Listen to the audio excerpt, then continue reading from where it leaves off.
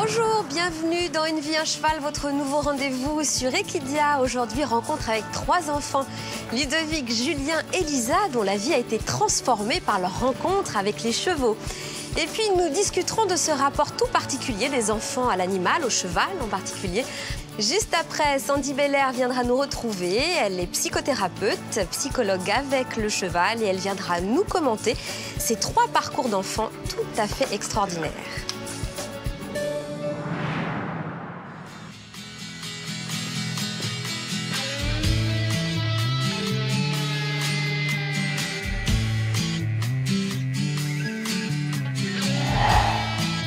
Bien souvent, les destinées humaines se dessinent dès la plus tendre enfance.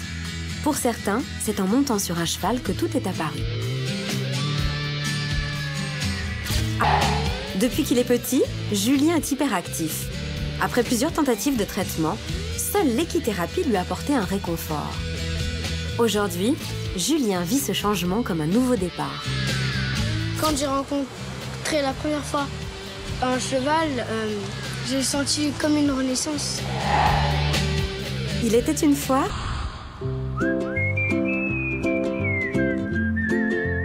dans la famille Pyram, il y a Laurent le père, Christelle la mère et Julien, un petit garçon de 9 ans. Il y a aussi Mathieu, le petit frère, mais lui est à l'école. Tous 3 se rendent au centre équestre de Bois-le-Roi pour le cours d'équitation de Julien. Une séance un peu particulière puisqu'il s'agit d'un cours d'équithérapie. C'est la dernière séance, là, Julien. Tu te souviens?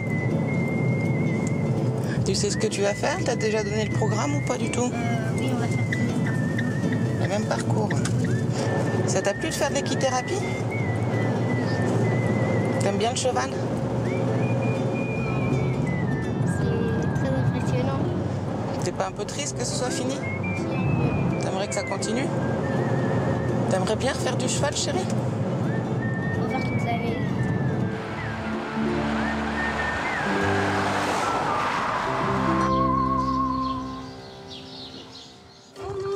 Dans les bois, pendant que le loup n'y est pas. Si le loup... Sonia Boros est éducatrice en équithérapie, c'est-à-dire une thérapie fondée sur la présence du cheval. Pas. Elle accompagne les enfants et les adolescents qui souffrent de troubles psychologiques ou d'handicap moteur. Vite, rentrons, je crois que j'ai vu le loup là-bas. Bonjour. Sonia. Bonjour, Sonia. Bonjour. Bonjour. Bonjour, Julien. Ça va, Julien? Oui. Bon. Alors, c'est la dernière séance aujourd'hui? Ben oui. Ouais. Comment ça va cette semaine? Ben très bien. Très bien, Julien? Ça s'est bien passé? Bien passé. Ouais. La maîtresse était contente de lui. Ouais. Les animateurs de la PPS aussi. Ah, il y a du progrès alors. Oui, oui. Ouais. Donc comme d'habitude, je vous laisse aller boire un petit café dans le clubhouse et puis on vous retrouve après la séance. On se retrouve tout à l'heure. Allez, bonne séance. À tout à l'heure. On va chercher la belle, Julien? Oui. Ouais. Hop. Allez, on y va.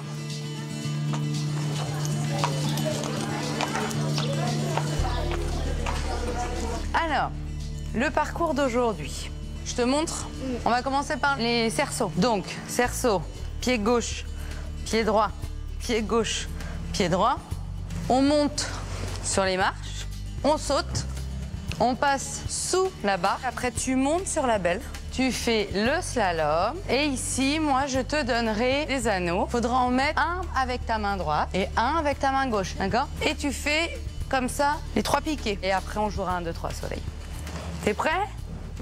Les exercices ciblés avec Julien sont en effet des exercices qui vont nous permettre de travailler la patience, l'attention, la concentration, se poser, se calmer, utiliser la droite, la gauche, en tout cas la latéralité, et puis éventuellement travailler sur voilà, les émotions, les comportements. Voilà ce qu'on peut travailler en tout cas pour les enfants hyperactifs. Oh là, oh là, oh là, oh là, là. Raccourci tes rênes. Voilà. Très bien. Allez, vas-y, continue.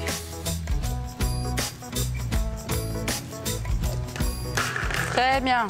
Tu reviens vers le 2e piqué. Oh là. Ok. Très bien, Julien. C'est bon?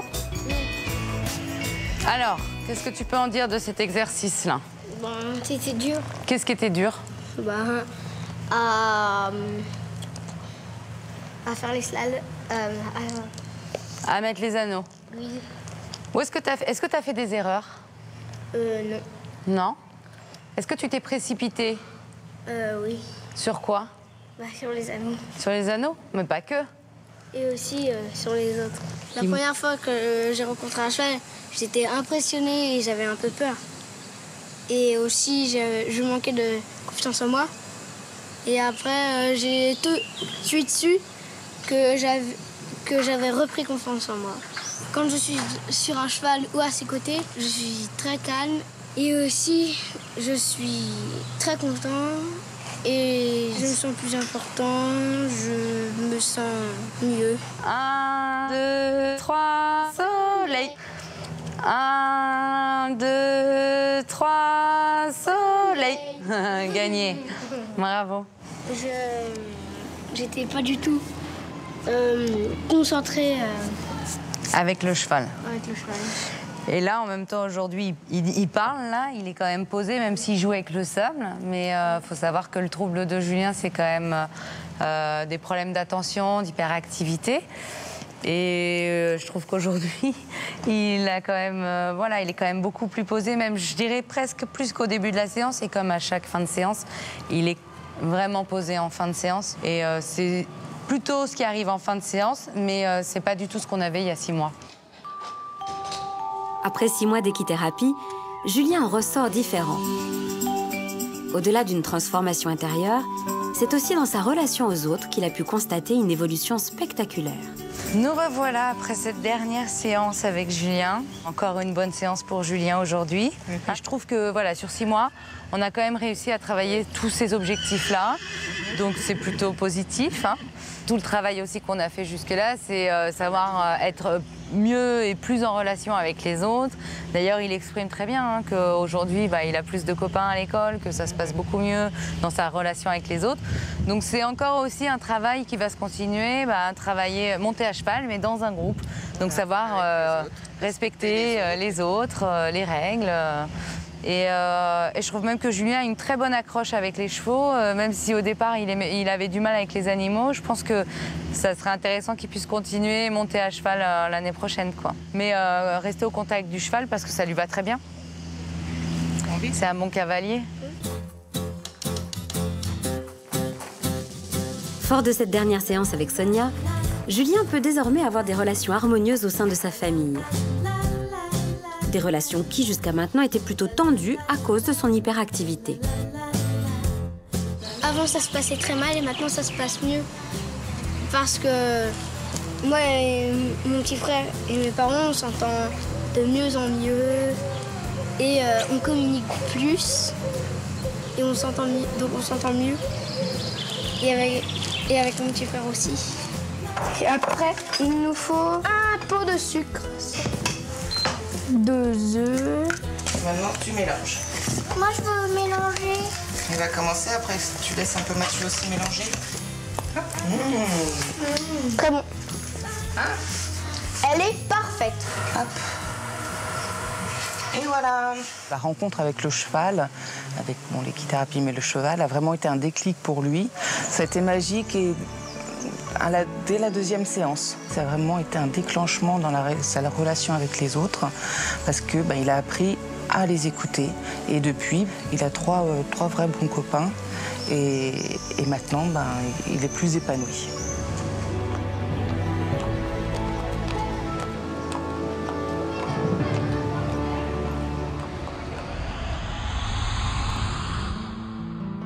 Nous sommes toujours en région parisienne, en Seine-et-Marne, où l'on retrouve Julien. Fidèle au conseil de Sonia Boros, l'équithérapeute, sa maman l'emmène visiter une ferme équestre de la région. Je suis très contente. Comme ça, je vais pouvoir faire du cheval. Bonjour. Bonjour. Bonjour. Eric. Estelle, Julien. Enchanté. Voilà. Donc on vient pour une inscription, pour voir un peu la ferme et puis voir ce que vous proposez. Donc c'est pour Julien, c'est un enfant de... Il a 9 ans, ok. J'ai 9 ans. Voilà, j'ai bien fait une petite période d'équithérapie de 6 mois. D'accord. Et puis là, ça se finit et il aimerait bien continuer. dans un club. J'ai entendu parler qu'il y avait un petit poulain qui était né il n'y a pas très longtemps. Oui, alors on a un petit poulain qui est né il n'y a pas très longtemps, qui a une quinzaine de jours. Comme il a perdu sa maman, on biberonne un peu. Voilà. Ah bah, c'est sympa. Donc là, on arrive dans la partie poney. L'avantage du poney, c'est qu'il a un caractère plus ou moins différent les uns des autres. Donc ça, c'est un petit peu les poneys que Julien va rencontrer. Là, t'as l'air très gentil. Salut, toi.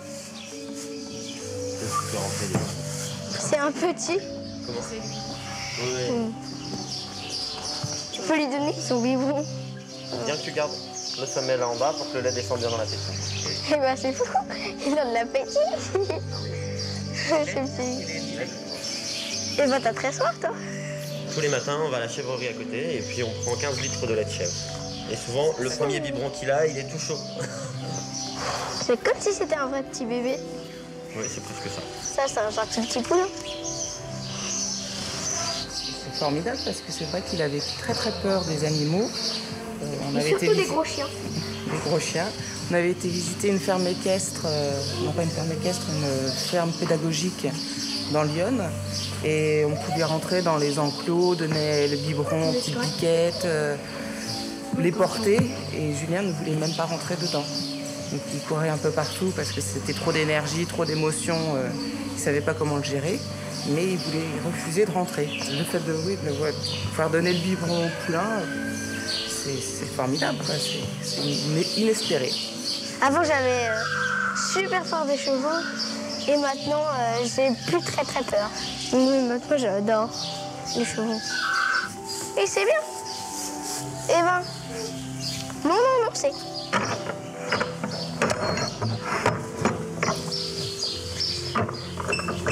Si t'as de la chance, t'as un grand enclos rien pour toi. Quand j'ai rencontré la première fois un cheval, j'ai senti comme une renaissance. J'aimerais bien être dans ce club parce qu'il m'a l'air très bien.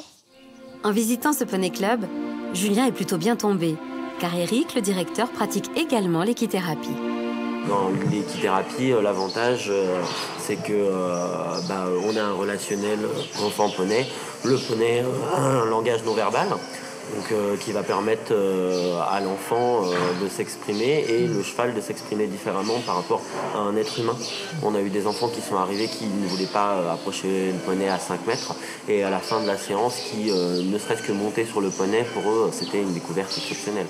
Allez, voilà, aïe. Il m'a donné une pigenette, celui-là. Au revoir. Bonne fin de journée, Luc. Au revoir. C'est un centre qui est très sympa, qui est familial et c'est tout à fait dans l'idée que je me fais de l'équitation, parce qu'il y a vraiment un relationnel très important. A priori, il y a beaucoup d'entraide, beaucoup de complicité. C'est un peu comme une deuxième famille. C'est à ça que j'adhère.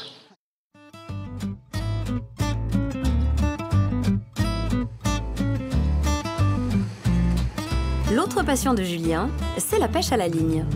Mais là, c'est le papa qui prend les choses en main. Julien, tu veux celle-là ou pas? La pêche est l'occasion pour Julien de mettre à profit ses progrès relationnels. Désormais, il peut partager ce loisir avec ses copains, chose qui était totalement inenvisageable il y a encore quelques mois. Fais gaffe, mon gars. J'essaye. Tu fais comme ça. Tu peux me lancer hyper loin quand même. Laisse tomber, trop près. Tu peux pas aller plus loin. Hein. Mais si. C'est mieux, ça boule. Là, on est bien, elle est bien campée, là. Parfait. Voilà. Julien, tu nous pêches quoi pour ce soir? Julien, je l'ai rencontré quand j'étais tout petit. Et je suis toujours amie avec lui. Des fois, il est un peu dégoûtant, mais c'est pas grave. Il touche par exemple les vers de terre ou comme ça, mais c'est drôle. D'accord. Je savais que Julien faisait du cheval et que ça lui faisait du bien. Il était un peu plus sympa avec moi, il jouait un peu plus. Au départ, il faisait n'importe quoi. Bon, là, il s'est un peu calmé, mais il va y avoir du changement encore, je pense. Toi, tu fais attention, tu surveilles bien ta machine. Pourquoi elle bouge comme ça? Eh bien, Julien, c'est un petit garçon de presque 10 ans. Il avait quelques problèmes quand même avec les autres, où il avait envie de les approcher, mais ça restait difficile pour lui. Des fois, il n'était pas toujours dans le bon moment. Et avec les séances d'équithérapie, eh bien, ça va nettement mieux. Il arrive plus à être en symbiose avec les autres, d'être dans le même moment qu'eux, et pu être un peu à l'écart, à s'occuper de ce que lui l'intéresse à ce moment-là. Donc l'équithérapie, je pense qu'elle a fait gagner beaucoup de temps. C'est bon? Est-ce que tu peux me lever la canne dès que je te le dis? Les bouleversements pour Julien ne s'arrêtent pas là. Le cheval lui offre également une issue à son traitement contre l'hyperactivité. Le cheval va m'aider à arrêter de prendre des médicaments. Maintenant, je ne peux plus vivre sans le cheval et j'aimerais bien partager avec tous mes copains les bienfaits du cheval. Avant, Julien n'avait pas d'amis. Depuis sa rencontre avec les poneys, sa vie a changé. Julien a retrouvé confiance en lui et il peut désormais partager les précieux moments de son enfance.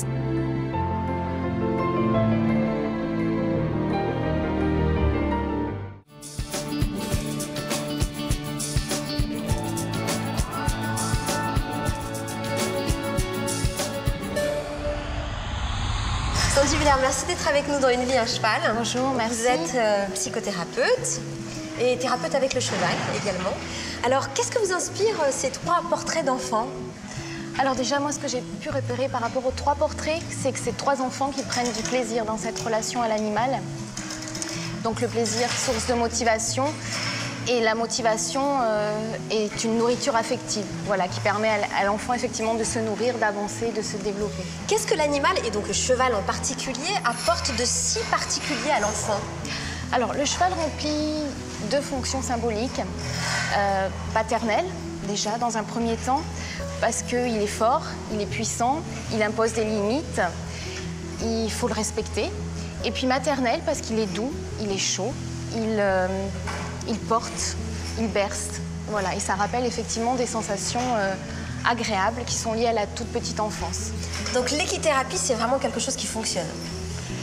C'est quelque chose qui fonctionne, oui. Moi, j'en suis persuadée. Sur toutes les pathologies? Sur toutes les pathologies. Après, ce n'est pas non plus une panacée. Hein. Je dirais ce qui est important, c'est aussi la présence autour des adultes, des professionnels qui vont porter aussi cette rencontre avec l'animal, qui vont permettre de symboliser les choses, de donner du sens à ce qui se passe. Ce qui est incroyable avec Julien, c'est qu'il avait peur des animaux, il avait peur des chevaux et on voit qu'à la fin de sa thérapie avec le cheval, il ne peut plus s'en passer. Très souvent, en fait, cette peur de l'animal chez ces enfants qui souffrent d'agitation motrice, c'est plus leur peur à eux d'être agressifs envers l'autre. Et c'est vrai que le cheval renvoie de l'altérité. Donc forcément, c'est cette peur d'être agressif.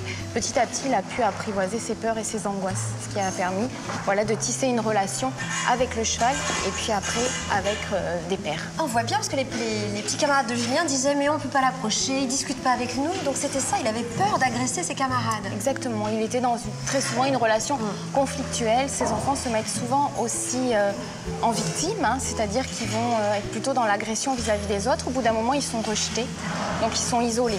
Qu'est-ce qu'on peut dire de ce parcours incroyable du jeune Ludovic qui ne savait pas écrire à l'âge de 15 ans et qui, semble-t-il, découvre à la fois la vie et ses limites à lui avec ce travail de l'AD? Oui, alors là, on est vraiment dans ce qu'on appelle aussi les nourritures affectives, hein, cette motivation, cette rencontre avec l'animal. Donc un enfant avec des carences affectives. Et c'est vrai que sa façon de... quelque part d'adopter le cheval, c'est aussi le sentiment pour lui que le cheval l'adopte. Donc c'est vrai que c'est un enfant au niveau affectif, hein, qui a retrouvé un support, quelque chose pour prendre confiance, avec une estime de soi valorisée et une confiance en soi retrouvée. Est-ce qu'il aurait pu se passer la même chose avec un autre animal, à votre avis? Pas forcément, parce que le cheval a d'autres atouts. Le cheval, il est imposant. Le cheval, il vous porte? Il porte, on peut monter sur son dos. Il vous fait confiance? Il nous fait confiance, on est dans une relation très fusionnelle. Où est-ce qu'il nous relaxe aussi? Il nous relaxe, tout à fait. Et de quelle manière? Ça, c'est un de ses atouts, c'est-à-dire que quand on est sur le cheval, on a cette sensation d'être relaxé. C'est-à-dire que sur le cheval, oui, notre bassin fait un mouvement en forme de 8. Et du coup, on va travailler les muscles profonds. D'accord. Et ça permet notamment à des enfants qui ont des troubles de l'équilibre également, des troubles de la latéralisation, de retrouver un mieux-être. Qu'est-ce qu'on peut dire du cas d'Elisa, 11 ans, cette graine de championne qui est très soutenue par ses parents Effectivement, donc là c'est vraiment un cas très différent, Elisa, hein, puisqu'on est plus quand même dans la performance, dans quelque chose de sportif, avec une volonté à toute épreuve de réussir, qui s'inscrit quand même, je pense, dans une histoire familiale, dans un projet familial. Est-ce que les parents la poussent pas un petit peu trop, cet enfant? Est-ce que c'est embêtant à cet âge-là de mettre dans la tête d'un enfant qui deviendra champion olympique ou champion du monde? Est-ce que c'est bien ou mal? C'est une question qu'on se pose tous quand on est parents. Alors c'est vrai que là, on peut se questionner sur le désir, la place du désir. Est-ce que c'est le désir de l'enfant? Et comment on fait pour savoir? Ou est-ce que c'est le désir des parents? Comment fait-on? Je dirais que cette petite fille va évoluer. Hein, on va pas l'enfermer déjà dans quelque chose. Et puis, elle-même trouvera certainement sa voie au contact de l'animal. Peut-être qu'elle sera une championne et que ça lui plaira.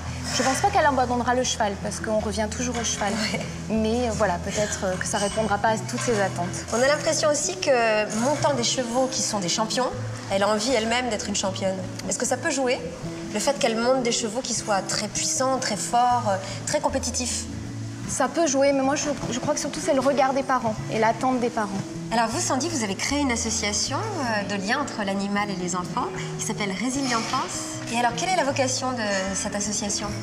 Alors, Résilienfance, en fait, est une association d'aide à l'enfance par la médiation animale.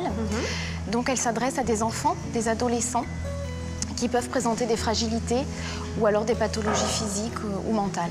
D'accord. Et alors, par exemple, est-ce que les petits personnages du film auraient pu faire appel à votre association? Je pense à Julien ou à Ludovic. Julien, Ludovic, Elisa, peut-être moins, puisque Elisa ne présente pas de pathologie ou de fragilité. On était plus là pour... c'était plutôt un portrait de l'ordre d'une performance sportive, d'un projet de vie. Mais Ludovic et Julien, oui, c'est tout à fait le genre d'enfant qu'on reçoit. Merci beaucoup pour tous ces éclairages.